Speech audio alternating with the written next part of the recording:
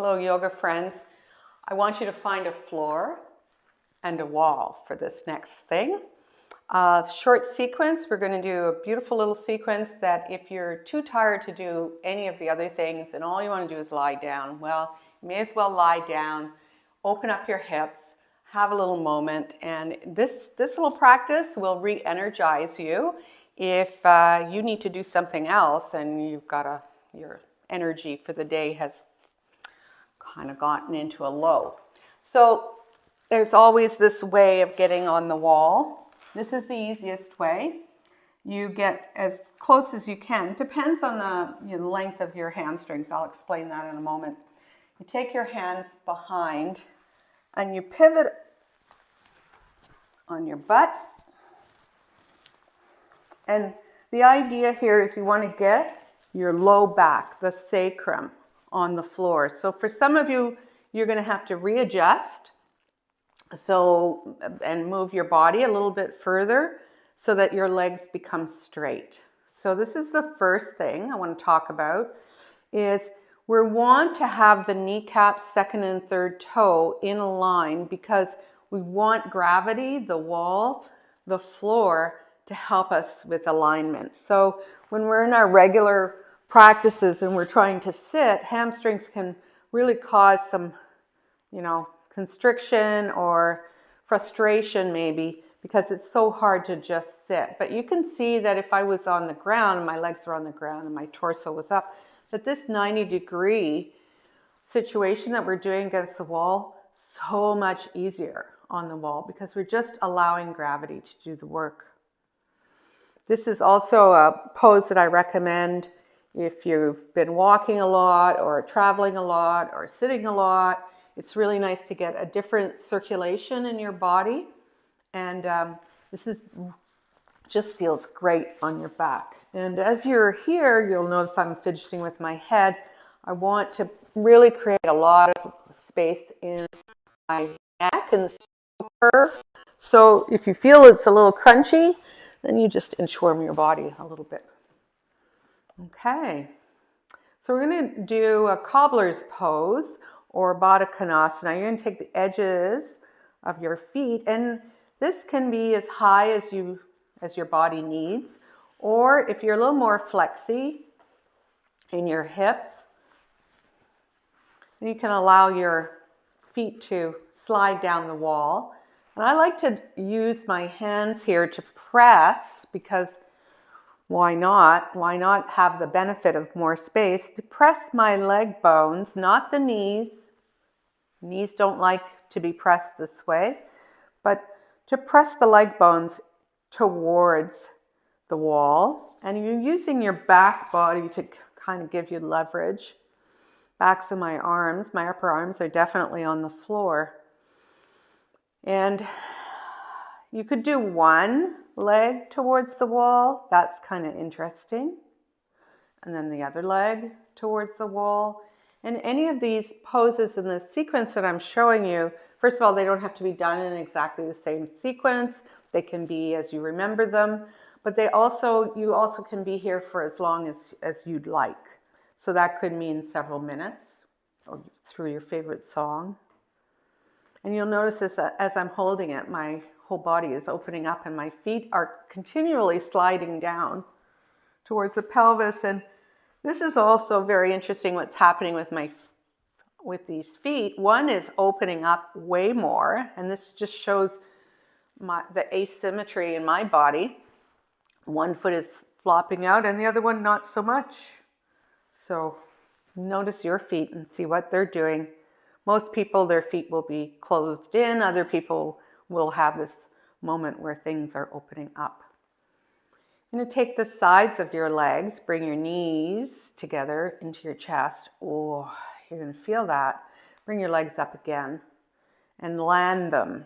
Heels are hip width apart. If you don't know where what hip width apart is, go with your hands to that bony part in the front of your hips, and that's exactly where your feet should be. It shouldn't be on the outside, the fleshy part.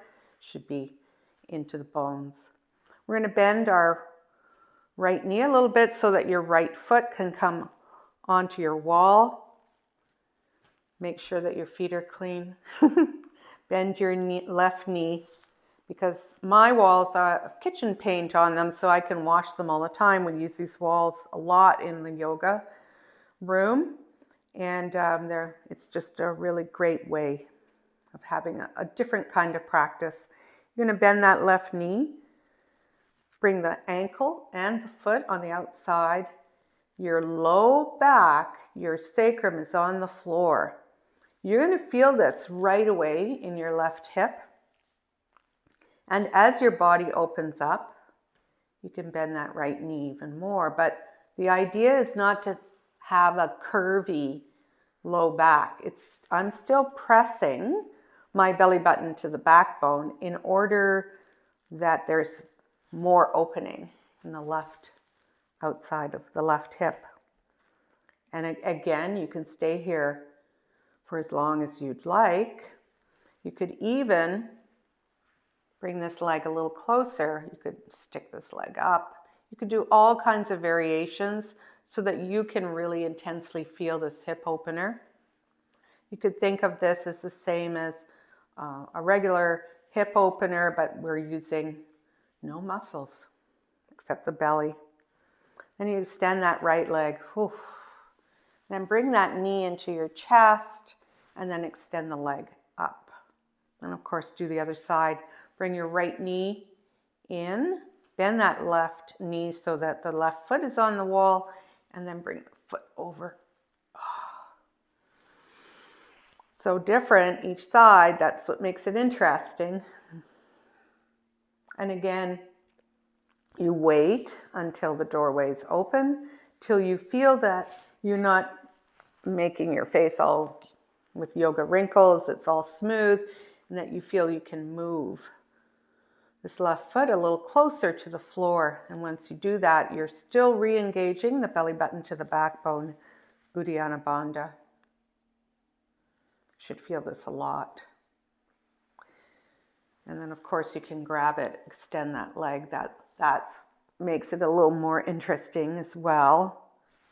And then carefully you bring that right knee into your chest, allow the legs to go up.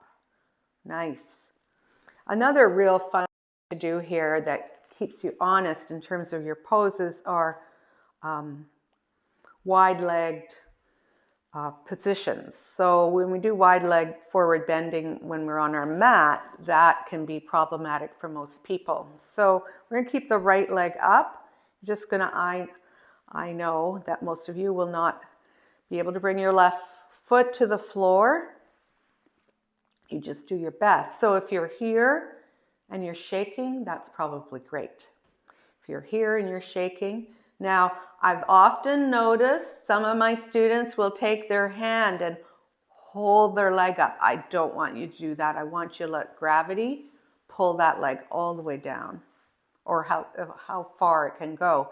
And if it is shaking, that means that's real success, because we want all those tendons and the fascia to be activated and to be asked to do something. And then pulling belly button in, you bring your left leg up, and we'll try the other leg. Ooh, I'm hitting my pillows here.